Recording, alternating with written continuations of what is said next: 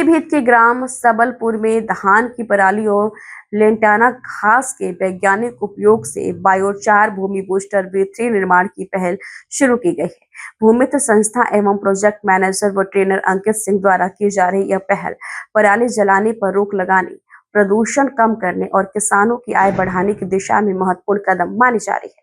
संस्था के चेयरमैन गौतम शिकनिस ने बताया है कि अगले 1 वर्ष में किसानों के सहयोग से 3 लाख क्विंटल पराली से बायोचार निर्माण लक्ष्य रखा गया है, जिससे 2026 तक जिले को पराली जनित प्रदूषण से मुक्त किया जा सकेगा।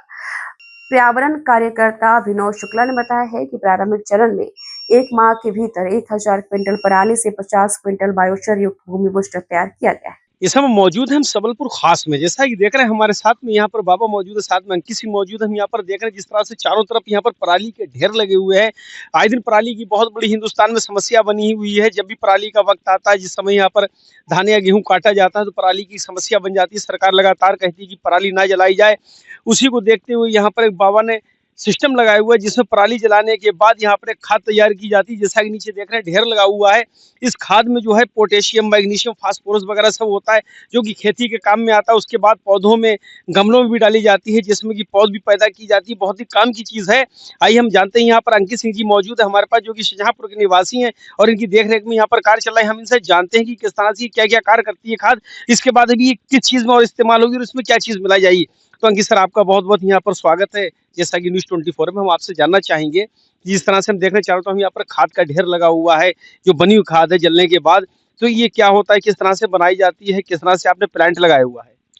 इसको ये सर्वप्रथम सर, जो भी ये पराली है वेस्टेज जो जलती है, किसान लोगों को, खेतों को जो नुकसान हो, वो वेस्टेज पराली को लेके हम लोग एक उचित तापमान पे हम लोग इसको जलाते हैं और इससे एक मतलब आधा जला के इसको खाद बनाते हैं। उसको गोबर का मिश्रण करके एक बायोचार तैयार करते हैं, जो आने वाले समय में खेत में आप गमलों में किसी भी तरह से यूज कर सकते हैं, जो कि आपको पूर्णतः जैविक रूप में आपको उपलब्ध मतलब मिलेगी। इसकी आप देख सकते हैं फसल भी एकदम ये केमिकल रहित हो जाएगी, विदाउट केमिकल हो जाएगी।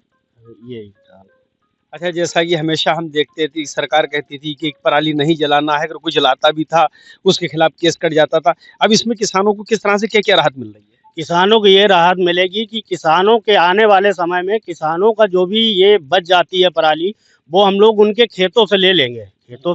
उसको हम खेतों से ही अपनी मशीनों द्वारा, इंस्ट्रूमेंट द्वारा उनके खेतों को खाली करा देंगे, जिससे कि उनको खेतों में लाभ मिलेगा, जलानी नहीं पड़ेगी। और उसमें उस वेस्टेज को लेके हम लोग यहाँ लाके अपने स्थान पे उसको एक बायोचार कहें जैविक खाद के रूप में उसको हम बना देंगे। अच्छा, ये प्लांट कब का लगा हुआ है और इसमें कितना खर्चा आता है, किस तरह से किसानों को इससे फायदा पहुंच रहा है? ये लगभग इसका खर्चा तो हम आपको अभी नहीं बता सकते, इसका कुछ अभी स्टार्टिंग ही पॉइंट है।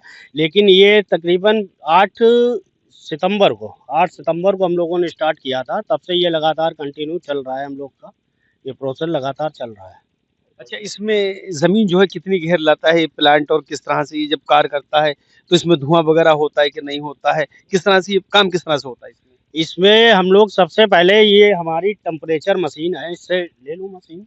जी, जी। टेम्परेचर मशीन है, उससे मैं मशीन लेके टेम्परेचर हम लोग देखते हैं, इसको सुखा लेते हैं, तो उसका मिनिमम 12 टेम्परेचर जाता है। उससे कम ही हम लोग इसको जलाते हैं, जिससे कि उससे धुआं ना हो, प्रदूषण ना हो। दिखाएँगे टेम्परेचर मशीन कितना है ज़रा हमें? 1 मिनट।